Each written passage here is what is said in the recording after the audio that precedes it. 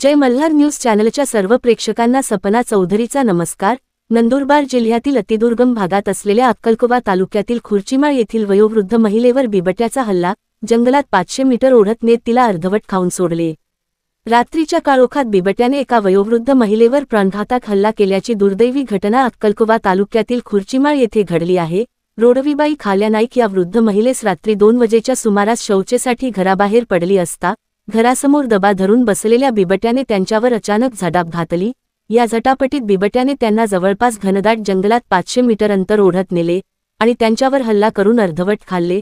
दुर्दैवाने या हल्ल्यात त्यांचा मृत्यू झाला। महिलेच्या ओरडण्याचा आवाज ऐकून शेजारी आणि कुटुंबातील लोक जागे झाले।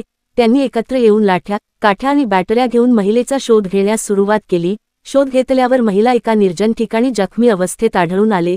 बिबट्याने त्यांच्यावर गंभीर हल्ला केला होता आणि त्याच ठिकाणी दबा धरून बसला होता। मात्र ग्रामस्थांचा गोंधळ आणि मोठ्या उपस्थितीमुळे तो घटनास्थळावरून पळून गेला। घटनेनंतर संपूर्ण गावात भीतीचे वातावरण निर्माण झाले आहे। ग्रामस्थांनी घटनास्थळाजवळ रात्रभर पहारा दिला।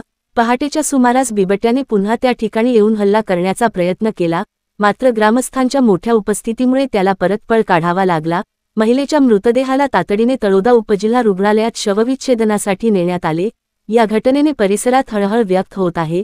घटनेची माहिती मिळताच पोलीस पाटील लक्ष्मण नाईक यांनी घटनास्थळी धाव घेतली। त्यांनी वन विभाग आणि पोलीस ठाण्याला या घटनेची तातडीने माहिती दिली। वन विभागाने या भागात बिबट्याला पकडण्यासाठी सापळे लावण्याची प्रक्रिया सुरू केली आहे। नागरिकांना रात्री घराबाहेर न पडण्याचे आणि सावध राहण्याचे आवाहन करण्यात आले आहे। तळोदा पोलीस ठाण्यात घटनेची नोंद करण्यात आली आहे।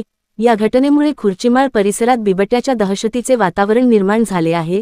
ग्रामस्थांनी वन विभाग आणि प्रशासनाला तातडीने उपाययोजना करण्याची विनंती केली आहे। बिबट्याचा वारंवार होणारा वावर हा या भागातील गंभीर प्रश्न बनला आहे। वन्यजीव आणि मानवी वस्तीतील संघर्षामुळे अशा घटनांमध्ये वाढ होत असल्याने नागरिकांनी अधिक सतर्क राहणे गरजेचे आहे। तळोदा प्रतिनिधीसह सपना चौधरी, जय मल्हार न्यूज, नंदुरबार। माझे नाव ईश्वर जेठे वसावे, आजीशी नाव आहे। रोडवीबाई खाल्या नाईक, गाव खुर्चीमाळ।